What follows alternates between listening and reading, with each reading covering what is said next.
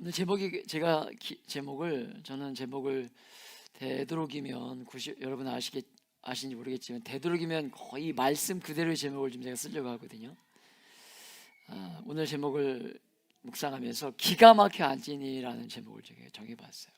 기가 막혀 앉으니.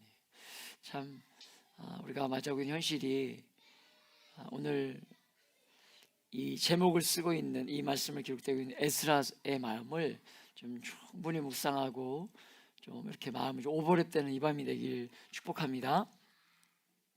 오늘 에스라서 9장 1절부터 4절까지의 말씀 우리 같이 봉독하도록 하겠습니다. 에스라서 9장 1절부터 4절까지의 말씀.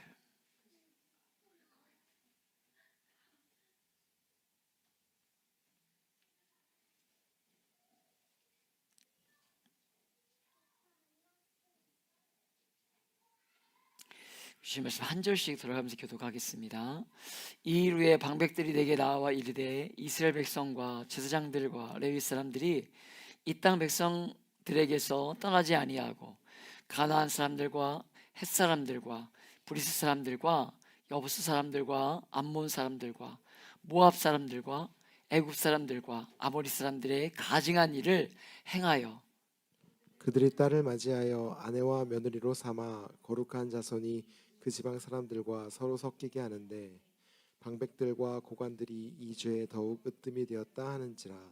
내가 이를 듣고 속옷과 겉옷을 찢고 머리털과 수염을 뜯으며 기가 막혀 앉으니 하나님의 말씀으로 말미암아 떠는 자가 사로잡혔던 이 사람들의 죄 때문에 다 내게로 모여오더라. 내가 저녁 제사 드릴 때까지 기가 막혀 앉았더니. 아멘. 우리가 계속해서 에스라서를 묵상하고 있는데 말씀을 보면 볼수록 에스라와 같은 사람이 정말 되고 싶다라는 생각과 함께 섬기는 교회 안에 우리 교회 안에 이런 부류의 사람들로의 자람이 있으면 좋겠다라는 생각을 이번 한 주 많이 묵상하면서 기도했던 한 주였던 것 같아요. 여러분, 우리가 계속해서 에스라서 말씀을 보면서 성전이 재건되고 그 이후에 에스라가 어떻게 사역하고 있는지를 보고 있는데요. 여러분, 성전을 하나님의 말씀하시는 성경에 기록되고 있는 성전의 개념이 세 가지가 있다고 말씀을 드렸어요. 그렇죠? 첫 번째로 말하는 성전의 개념이 무엇입니까? 건물로서의 성전. 그렇죠? 그리고 두 번째가 뭐라 그랬죠? 그 건물 안에 들어가 있는 사람.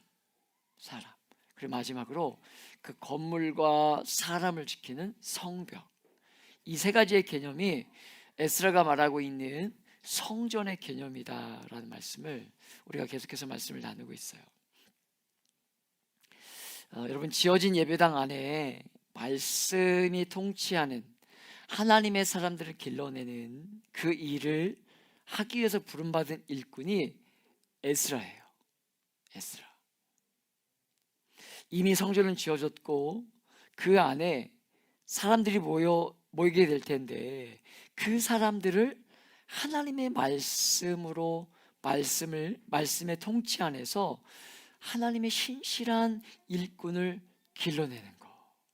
그게 에스라의 중요한 역할이었고 또 우리에게 허락된 시대 가운데 우리에게 허락된 사명일 텐데 여러분, 그래서 우리가 보게 될 이 9장과 10장의 말씀은요, 우리가 에스라서 전체의 핵심의 말씀이다라고 할 수 있는 말씀이 우리가 오늘부터 보게 될 이 9장과 10장의 말씀이에요. 여러분, 정말입니다. 여러분요, 사람이 많고 적음이 중요한 게 아니에요. 사람이 많고 적은 게 중요한 것이 아닙니다. 우리가 입버릇처럼 그런 얘기 하지 않습니까? 큰 교회, 작은 교회 목사라는 표현을 쓰지 않습니까? 여러분, 근데 뭐가 큰 교회입니까? 뭐가 작은 교회예요?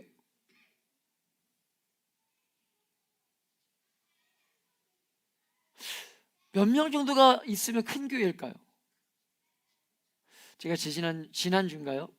그 교단 세미나에 갔다가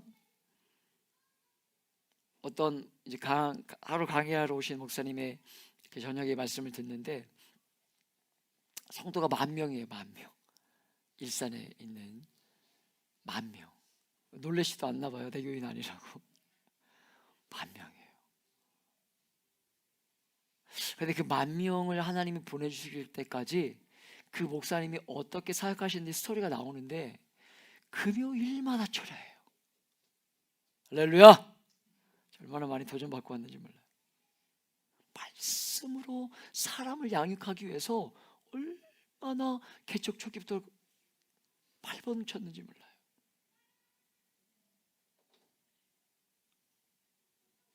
오늘 말씀을 묵상하고 지난주 제가 세미나를 참석하면서 하나님 저로 하여금 계속 묵상하게 하셨던 것이 무엇이냐면 우리가 어쩌면 이 본질을 살짝 놓치고 있는 건 아닐까.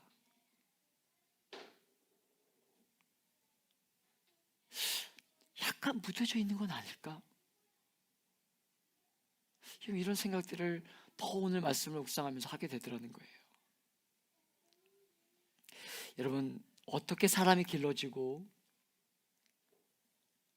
길러진 사람들 동안 부흥은 어떤 방식으로 오는가 하는 것을 오늘 우리가 말씀으로 보게 될 텐데, 여러분, 우리가 몸담고 살아가는 이 시대의 교회와 여러분 우리가 살아가는 이 사회의 변화가 필요하다라고 이야기할 때 여러분 동의하지 않을 사람들은 없을 거예요. 이번 한 주간 저는 여러분 정권에 대해서 이야기하는 목사도 아니고 또 그렇게 많이 이렇게 기도하지만 특별히 그거에 대해서 이렇게 막 화를 내는 사람도 아니에요. 그런데 이렇게 정치적인 색깔을 강한 분들은 막 이렇게 내는 분들 있지 않습니까? 이번 주 이슈가 되었던 사건 중에 하나가 뭐였어요? 대파 사건이었잖아요. 대파. 기억나시나요? 대파. 아시죠? 저는 모르겠습니다. 저는 심어다가 먹어서 제가 심어다 먹어가지고 잘 모르겠어요. 크게 관여하지 않았는데 대파 사건 이번 주에 엄청나게 이슈가 되어가지고 여러분 우리가 몸담고 살아가는 이 시대를 이렇게 바라보면서 변화가 필요한다는 것들에 대해서 여러분 동의하지 않을 사람이 없을 거예요. 점점 우리가 여러분요 3만 불 시대에 살아가는데 그런데 점점 갈수록 청년들은 삶이 어려워진다고 얘기하고 여러분 실제적으로 여러분 3명 낳아봤어요? 3명? 여러분 3명을 양육하려다 보니까 정부에서 엄청 많이 도와주는 것 같은데 실제적으로는 여러분요 뭔가 이렇게 피부에 와닿는 도움이 크게 없어요. 오늘 여러분 이렇게 코치 모임 가다 보니까 동구청 앞쪽에 공무원 노조가 있나 보죠? 집사님? 공무원 노조가 이렇게 플랜카드를 붙여놨어요. 이 첫 번째, 두 번째, 세 번째, 네 번째. 제가 신호를 기다리면서 이렇게 보면서 제가 마음이 가지 않습니까? 우리 교회 공무원이 계시니까 아휴 얼마나 힘들까 이런 생각이 오버랩되면서 이렇게 봤던 오늘 기억이 있어요. 변화를 꿈꾸는 여러분요 변화를 요구하는 시대에 우리가 살아가고 있어요. 그런데 여러분 진실한 변화와 부흥은 어떤 방식으로 오는가 하는 것을 오늘 9장과 우리가 앞으로 보게 될 10장까지 우리에게 잘 보여준다는 의미에서 너무나 우리가 오늘부터 보게 될 말씀 중요한 말씀이다 라고 할 수 있다는 거예요. 사랑하는 여러분, 에스라가 돌아왔을 때 여러분 그가 섬겨야 하는 사람들은 어떤 상황에 있었다고 말하고 있냐면 1절에 보면 그 일 후에 이렇게 시작하고 있어요. 오늘 말씀에 보면 그 일 후에 여러분 에스라가 올라온 이후 이런 뜻이죠. 에스라가 올라온 이후에 이런 뜻인데 학자들마다 조금 다르지만 여러분 에스라가 이 예루살렘에 도착하고 난 이후에 약 4개월이 흘렀을 것이다 이렇게 보고 있어요. 우리가 10장에서 보겠지만 이 이스라엘 백성들을 부를 때 그 달이 기록되고 있거든요. 그 달이. 그런데 여러분 7장에 이 에스라가 등장하고 있는 말씀이 나오는데 그때 달과 10장에 나오는 달을 비교해보면 4달이 차이가 나거든요. 말씀에 보면. 그래서 성경을 근거로 했을 때 4달 정도가 흘렀을 것으로 보고 있어요. 여러분 에스라가 돌아온 그 땅에 지금 일어나고 있는 일들이 무엇이었습니까? 여러분 1절과 2절을 우리가 읽었지만 1절과 2절을 통해 볼 때 이스라엘 사람들이 이방인들과 뭐하고 있었던 거예요? 이방인과 뭐하고 있었습니까? 결혼하고 있었어요. 이방인과.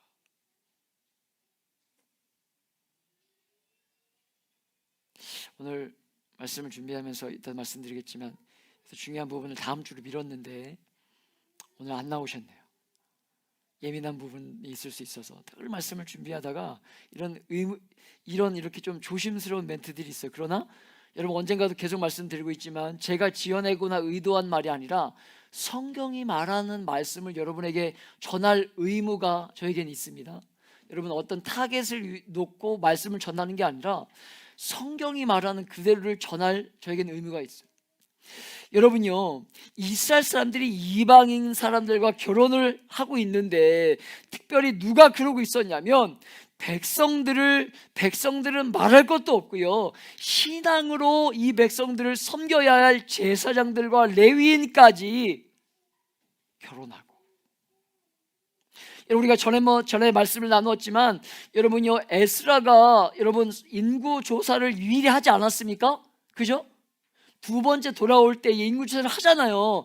누구누구가 빠졌나 보잖아요. 그때 여러분은 레위 사람이 없는 걸 보고 얼마나 헐레벌떡 모든 사람들을 대동하고 가가지고 여러분요, 지도자들, 그 레위 사람들을 데리고 옵니까? 데리고 왔죠? 데리고 왔습니다. 그런데 그 레위인들이 지금 뭐 하고 있는 거예요? 여러분 2절에 보면 방백과 관리들 이 일에 더 앞장서서 이 일들을 하고 있었다라고 성경은 기록하고 있어요. 여러분 이방인과의 결혼이라는 것은 이스라엘이 가지고 있는 문제에 단면을 잘라놓은 것 같은 거예요. 이스라엘이 가지고 있는 문제의 단면을. 여러분 지금 이스라엘이 가지고 있는 전체의 문제를 다 설명할 수 없어가지고 어떤 한 부분을 잘라가지고 지금 그 잘라진 모습을 보여주면서 이스라엘이 가지고 있는 죄악이 얼마나 대단한 것들을 이 단면을 통해서 지금 보여주고 있는 말씀이 이 말씀이에요. 그게 바로 이방인과의 결혼의 문제예요.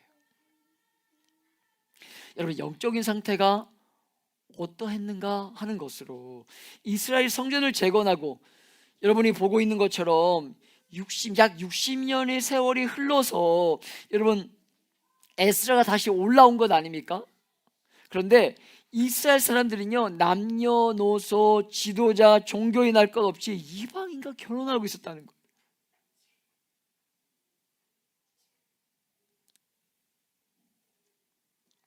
성전이 완공되고 60년이 조금 못 되는 세월이 흘렀습니다.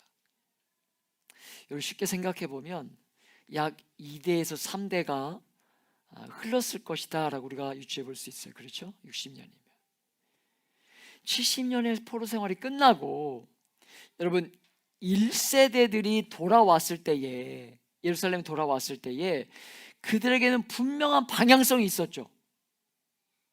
그렇죠? 1세대들이 포로귀에서 돌아온, 포로귀 안에 1차로 돌아왔던 이들의 그 1세대들의 분명한 방향성이 무엇이었습니까? 성전 건축이었잖아요. 여러분요, 그 하나님의 성전을 지어서 언약 공동체를 세우는 거였잖아요. 그렇게 아파하고 힘들었던 거잖아요. 하나님의 말씀이 통치하는 언약 공동체가 약속의 땅에 다시 세워지는 것인데 그것이 그들이 꿈꿨던 것이고 그래서 성전을 짓기 위해서 애쓰고 헌신했던 것인데 우리가 성전을 이곳 가운데 마련하고 정말 힘들고 어려운 그 시간을 여러분 감내하면서 이곳에 온 것도 그런 이유 아닙니까? 제가 오늘도 이 자리에서 기도하면서 이렇게 1년 조금 더 된 전 이 자리에서 이렇게 저 박 집사님이 저기 이렇게 들어오면서 이거 나무 날르고 저기다가 나무 날려놓고 여기서 나무 작업해가지고 제가 그때 뭐가 허리인가 뭐가 다쳤을 때요. 박 집사님 여기 어딘지 아시죠 지금? 여기 이렇게 가벽을 세우는데 이렇게 나무를 잡고 여러분 우리가 왜 아유 목사님 저는 그때 교회 안 나올 때잖아요. 목사님 그때 저랑 상관없을 때잖아요. 그게 아니라 여러분 왜 우리가 성전을 건축하고 우리가 성전을 왜 마련하고 이 자리에 왜 왔습니까? 월세 안 내려고? 더 나가요, 여러분. 그때보다 월세 2배, 3배 나가요. 3배. 3배 내려고 여기 왔습니까? 여러분요, 하나님이 저에게 꿈을 주실 때 하나님의 주님의 몸된 교회를 하나님이 섬기게 하시고 또 이전하게 하시고 마련하게 하셨다는 것에는요, 교회를 세워가기를 원하시는 마음이 컸어요. 교회를 세워가기를 원하시는 마음. 27차 사무총회를 하는데 아무것도 없는 교회에 하나님 꿈꾸게 하셨던 것은 하나님이 주님의 몸된 교회가 지금까지 유지된 이유가 무엇일까?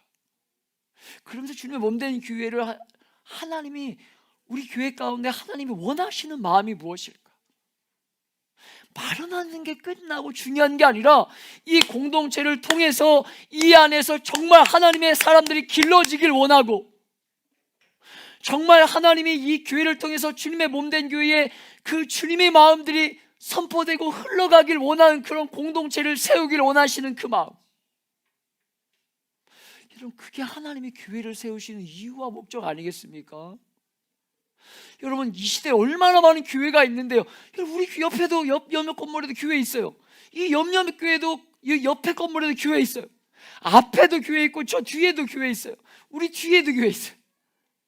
교회가 이렇게 많은데 하나님이 교회를 세우게 하시고 계속해서 세우게 하시는 이유가 뭐겠냐는 거예요. 그 교회를 통해서 끊임없이 하나님의 사람들이 길러지길 원하는 거예요. 여러분, 그런 마음을 가지고 이들이 돌아온 것 아니에요. 그 포로생활 가운데 하나님을 예배할 수 있는 곳이 없다는 것이 얼마나 처절하고 아픔이었는지를 아니까 하나님의 성전을 짓기 위해 온 거예요. 여러분, 그래서 여러분요, 이들이 여러분 그 엄청난 그 수모와 어려움을 겪으면서 성전을 완공했던 것 아닙니까? 여러분, 그리고 60년의 시간이 흐르고 에스라가 왔는데 이방 사람들과 마음껏 결혼하는 일들 하고 있었다는 거예요. 여러분, 1세대들이 이 복음의 신앙을 지키기 위해서 하나님의 언약 공동체를 세우기 위해서 얼마나 애쓰고 헌신했습니까? 여러분요, 이들이 분명한 방향성이 있잖아요. 방향성이 있었어요. 그런데 세대가 지나면서 우리 안에도 발견되는 것처럼 모양은 남아있는데 방향과 열정과 믿음이 자꾸 사라지기 시작했던 거예요. 여러분, 오늘 이 말씀을 묵상하면서 제가 이 부분에 얼마나 이렇게 여러분 오래 머물러 있었는지 몰라요. 여기를 뛰어넘을 수가 없었어요. 여기서 계속 말씀이 막 걸려요. 이 무뎌져 있어서 방향성을 잃어버려서 뭘 해야 되는지를 모르고 있네. 성전은 완공돼서 60년이나 지났는데 이제 어느 정도 안정된 삶을 사니까 왜 여기에 왔고 성전을 지었는지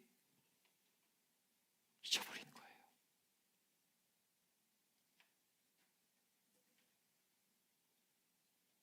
여러분, 분명히 명맥은 유지되는데 그 속을 채우고 있는 내용들이 약해지는 거죠. 믿음이 약해지고 열정이 식고 동시에 방향성이 여러분요 흐려지기 시작한 거예요.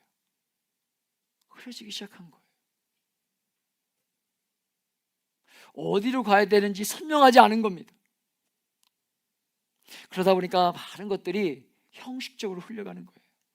지금 에스라가 예루살렘에 올라온 이 시기와 여러분 거의 비슷한 시기가 언제냐면 말라기입니다. 왜냐하면 포로기 이후 시대니까. 그런데 말라기서를 통해 볼 때 이 시대의 배경을 우리가 유추해 보면 이 말라기 시대는요, 이 말라기 시대에 살았던 이스라엘 백성들은요 무엇이 많았어요? 하나님을 향한 원망함이 많았어요. 신약의 파노라마를 제가 강의하면서 또 강의할 시간이 있겠지만 하면서 말씀드렸지만 성전을 지었는데 하나님의 성전을 완공했는데 기대했던 것만큼의 복이 오지 않아요. 약속하셨던 메시아가 오지 않습니다. 여러분, 그러니까 새로운 시대가 오지 않으니까 하나님에 대한 약간의 섭섭한 마음이 있는 거죠. 그 시대적인 배경이. 하나님이 더 이상 우리를 사랑하지 않나 봐. 사랑하지 않나 봐. 관심이 없나 봐. 그런 신앙생활을 하고 있기 때문에 신앙에 대한 열정이나 그 간절함이 없이 형식적으로 흘러가고 있었다는 거예요. 여러분, 말라기 선지자는 이스라엘 백성들의 신앙이 형식적으로 되어가는 중요한 표시로 뭘 얘기했냐면 드린 예물을 예로 들었습니다. 드린 예물을 예로 들었어요. 제사를 드리며 어떻게 드렸냐면 눈먼 것과 다리 저는 것을 제사하면서 드렸습니다. 눈먼 것과 다리 저는 것. 그로 인해서 하나님의 마음이 얼마나 아픈지를 말라기를 통해서 질문하시는 거예요. 여러분, 말라기서 1장 8절에 보면 이렇게 기록되어 있어요. 이제 그것을, 무엇입니까? 눈먼 것과 다리 저는 것을 예배하는 데 드렸다고 말씀드렸잖아요. 그럼 그것을 너희 총독에게 드려보라. 총독에게 드려보라. 그가 너를 기뻐하게 했으니 너를 받아주겠느냐? 이게 말라기 1장 8절에 기록된 말씀이에요. 타락한 이스라엘 백성들 향해서 말라기 선지자를 통해서 질문하는 거예요. 야, 이거 이렇게 드리는 게 예배 맞냐? 이렇게 살아가는 게 맞냐? 이제 좀 먹고 살만하냐? 이제 좀 걱정거리가 없냐? 이렇게 예배하는 게 맞냐? 그렇게 대질문 하시는 거예요.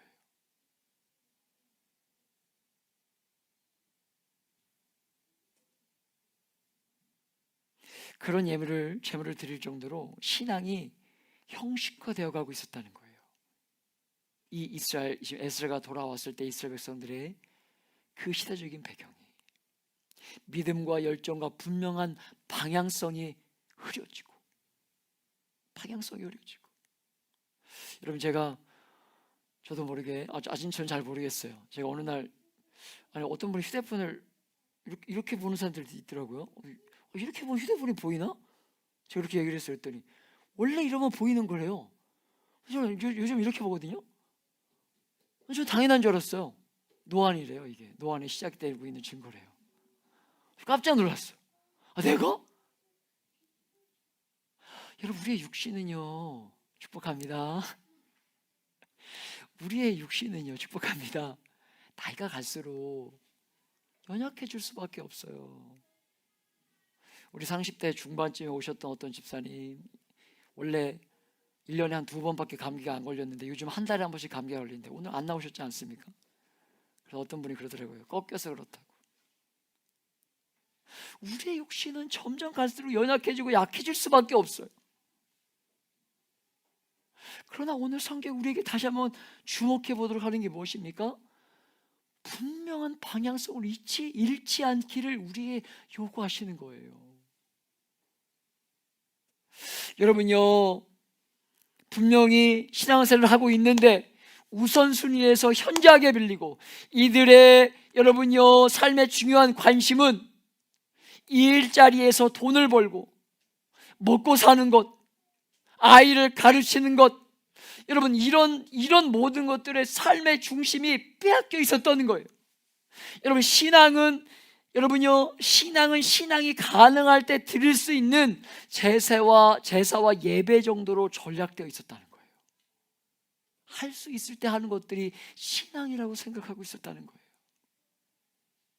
사랑하는 여러분, 기독교는 세상의 종교와 다른 요소가 많이 있지만 기독교는 여러분의 삶의 일부가 되면 안 되고 여러분의 삶의 일부가 되는 순간에 타락하는 게 기독교예요. 일부가 되는 순간에 여러분의 삶에 많은 영역이 있지 않습니까?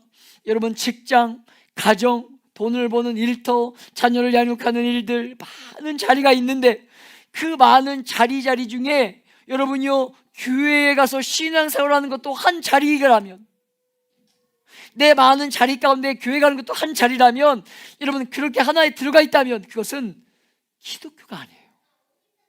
여러분, 기독교는요, 내 삶의 모든 것이 그 신앙의 기초 위에 세워져야, 기초 위에 세워져 성경이 가르치는 진짜 기독교가 되는 것으로, 성경이 가르치는 기독교는 여러분이 예배 자리에 와서만 예배를 드리는 시간만이 아니라 여러분의 삶의 자리, 일터에 이르기까지 모두가, 삶의 자리 모두가 여러분이 말씀을 따라 살아내는 것, 그것이 바로 기독교예요. 그것이 바로 기독교입니다. 여러분, 저를 보시면 아시는지 모르겠지만 저는 내성적인 사람입니다. 저는 정말 내성적인 사람이에요. 그럼에도 사역의 자리에 있어서는 성격이 좀 달라지는 것 같아요. 사역의 자리에 있어서는. 여러분이 그래서 여러분이 어떻게 사는지가 다 궁금해요. 하루하루의 삶이 궁금합니다. 어떻게 사나, 어떻게 지내나. 주일날 여러분 이렇게 잘 지내지? 이 한마디로 여러분과의 관계를 맺어가고 싶지 않아요. 축복합니다. 우리 이제 상하자면서 다시 양형 시작해야죠? 축복해요. 여러분요, 저는 그게 목회라고 생각하지 않아요. 주일에 한번 보는 거, 그게 목회라고 생각하지 않아요. 여러분, 마찬가지예요. 기독교의 신앙은 절대로 삶의 일부일 수가 없다는 거예요. 여러분, 주님이 우리를 향한 마음이 바로 그런 것 아닙니까? 삶 전부가 기독교라는 신앙의 테두리 위에, 토대 위에 세워져야 그것이 성경이 말하는 기독교라는 거예요. 그렇게 살아야 되는데, 여러분, 이스라엘 백성들은요, 우선순위가 밀리고 있었던 거예요. 이 치열한 경쟁 사회를 살아가면서 여러분, 살아남기 위해 더 노력하고 시간을 써도 모자라다고 여기면서 여러분, 주일에 교회에 나오는 그 시간을 빼는 것 어려웠던 것이고, 그리고 교회 와서 봉사하고 이웃들을 섬기는 데까지 시간을 사용하니까 여러분, 세상에서 도태될 수밖에 없다고 생각하면서 우선순위가 밀리고, 그렇게 신앙의 삶이 일부가 되는 것처럼, 일부가 아니라 신앙이 전부가 아니라 일부가 되는 것처럼 여길 때, 여러분, 이스라엘 백성들 가운데 드러났던 현상 중에 하나가 무엇이냐면 그것이 바로 이방 결혼이었다는 거예요. 그런 배경이 여러분, 이들 가운데 있는 것입니다. 여러분, 이것이 왜 문제가 되는 것일까요? 에스라서 9장까지 오기까지 앞부분에 보면 이 이스라엘 백성들이 돌아온 이후에 여러분, 몸부림치면서 했던 것이 몸부림치면서 지키려고 했던 것이 무엇이에요? 이들의 정체성이에요. 이들의 정체성입니다. 여러분, 하나님의 사람이고 내가 왜 여기에 돌아왔는지 분명한 인식을 가지고 그것들을 지키기 위해서 언약 백성이라는 정체성을 확고히 하고 지키기 위해서 얼마나 이들이 몸부림쳤는지 몰라요. 우리가 보지 않았습니까? 2장을 보면 가장 먼저 뭐로 시작하냐면 에스라서 2장이 족보로 시작해요. 족보로 시작합니다. 어떤 믿음의 근거 안에 자기들이 있는가를, 당위성을 드러내요. 우리가 어떤 사람들인 줄 알아? 선명하게 드러내요. 여러분, 그리고 뿐만 아니라 그래서 족보가 분명하지 않은 사람, 우리가 말씀을 보았지만 여러분, 어떤 제사장이 나타나서 여러분요, 스스로 자기가 제사장이라고 그 일들을, 제사장의 직분을 감당하려고 할 때 이들이 막죠. 왜 막았었습니까? 족보가 불분명해요. 그러니까 막아요. 여러분, 예루살렘에 와서 성전을 지으려고 할 때에 이방 족속들이, 말씀드렸죠. 여러분, 이방인들이 어떤 얼굴로 왔다 그랬어요? 친구의 얼굴로 찾아와가지고 내가 도와줄게. 여러분, 이들이 지금 이 성전을 짓는 것이 급하고 힘들고 어렵고 일손도 부족하고 다 힘든데, 그들과 타협하고 어울리고 그들의 도움을 받으면 얼마든지 쉽게 성전을 지을 수 있는데, 이들이 그럼에도 불구하고 그들을 물리치고 그들을 여러분요, 반대하고 그들의 도움을 받지 않았던 이유가 무엇입니까? 그 거룩한 하나님의 몸된 교회의 정체성, 그 정체성을 지키기 위해서 그들을 거절해요. 그래서 핍박을 당하고 어려움을 당하지 않습니까? 성전 지을 때 정체성이 선명하게 가지고 여러분 이방 백성들과 자기들을 구별하는 일들을 하기 위해서 그렇게 대가 지불을 했는데, 여러분요 60년이 흐르자 그런 몸부림은 사라지고 하나님 앞에 매달리는 간절한 몸부림은 사라지고 어느 정도 삶의 자리에 안정감을 찾으니까 그런 간절한 몸부림이 사라지는 거예요. 먹고 살만하고 이 정도 살만해지니까 여러분 하나님을 향한 그 간절하고 매달리는 그 간절함이 사라진 거예요. 똑같죠. 우리의 모습과 이 시대의 모습과 똑같죠. 그런 모든 몸부림은 사라지고 여러분 이방인들과 결혼하고 아이를 낳는 일이 일어나는 것, 그것이 이스라엘 백성들의 모습이었다는 거예요.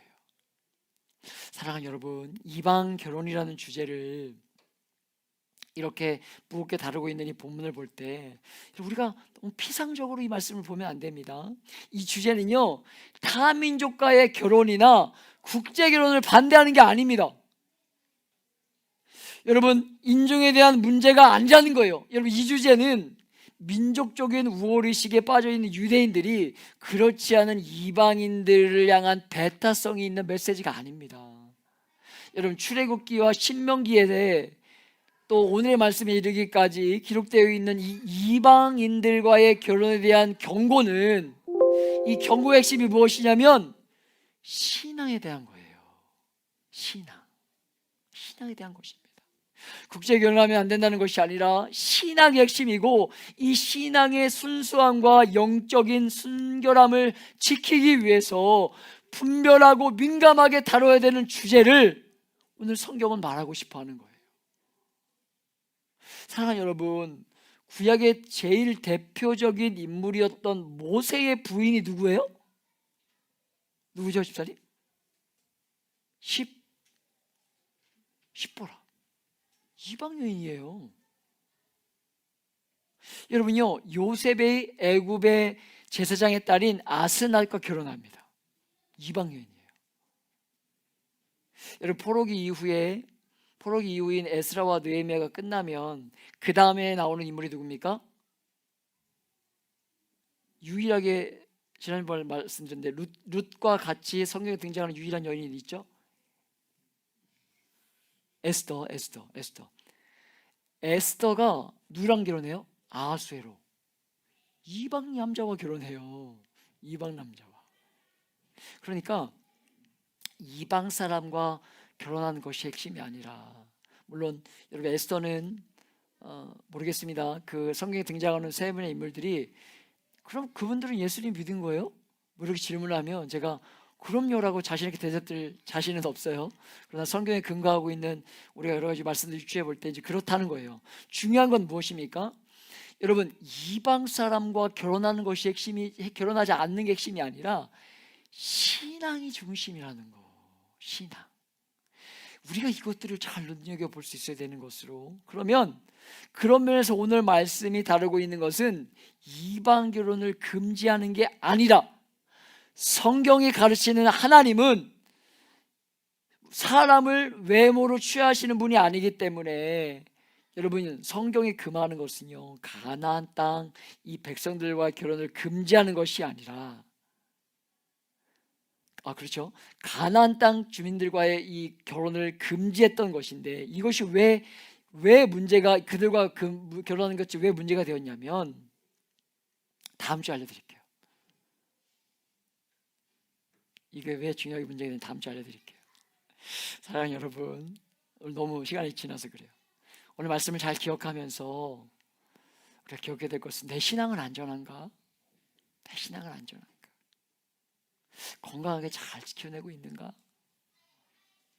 여러분 주님 앞에 잘 점검하시면서, 여러분 주님이 십자가에 달려 죽기까지 사랑하신, 그래서 여러분을 하나님의 자녀 삼아 주시기 위해서 여러분 죄로 인해 단절되어 있던 우리를 위해서 십자가에 죽으시고 부활하심으로 우리가 하나님께 나아갈 수 있는 길이 열린 것 아닙니까?